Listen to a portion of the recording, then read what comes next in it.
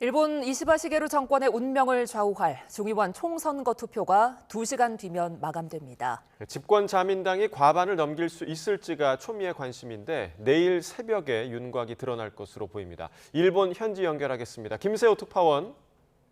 네, 도쿄입니다. 예, 중의원 총선 투표 이제 마감이 4시간 정도 남았는데요. 순조롭게 진행되고 있습니까?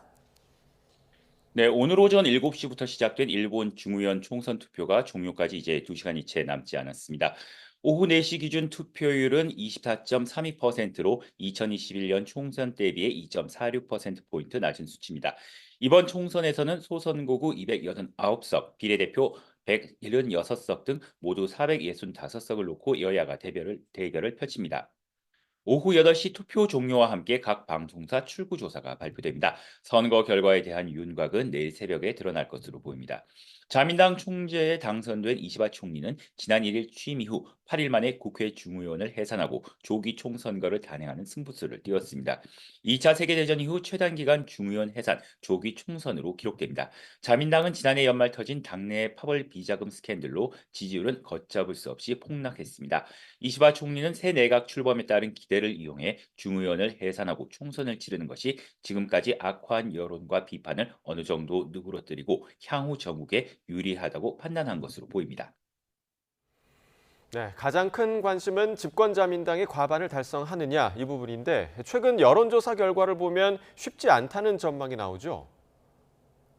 네, 그렇습니다. 중의원 총 465석 가운데 과반은 233석 이상인데요. 자민당은 지난 2012년 정권 탈환 이후 4번의 총선에서 과반을 놓친 적이 없습니다. 하지만 최근 주요 여론조사 결과를 보면 중의원 해산 전 258석에서 줄어드는 것을 넘어 과반인 233석에 이르지 못할 가능성이 크다는 전망이 잇따르고 있습니다. 더욱이 연립여당인 공명당을 합쳐도 여당 전체 과반이 불투명하다는 분석이 나옵니다. 무엇보다 지난해 연말 터진 자민당 내 비자금 스캔들 논란으로 인한 국민의 불신이 여전히 크기 때문으로 풀이됩니다. 또 소비자 물가 상승률이 2%를 넘는 고물가 상황과 실질 임금이 오르지 않는 데 대한 불만도 주요 요인으로 작용하는 것으로 보입니다. 반면 제1야당인 입헌민주당은 기존 98석에서 50석 이상 늘어날 가능성이 있는 것으로 관측됐습니다. 입헌민주당 등 야당은 자민당의 비자금 스캔들 문제 등을 집중적으로 공략하며 반사이익을 얻고 있는 것으로 해석됩니다. 자민당이 과반 확보에 실패한다면 당내 이시바 총리의 책임론과 함께 교체 움직임까지 본격화할 수 있다는 전망이 나옵니다. 지금까지 도쿄에서 YTN 김세호입니다.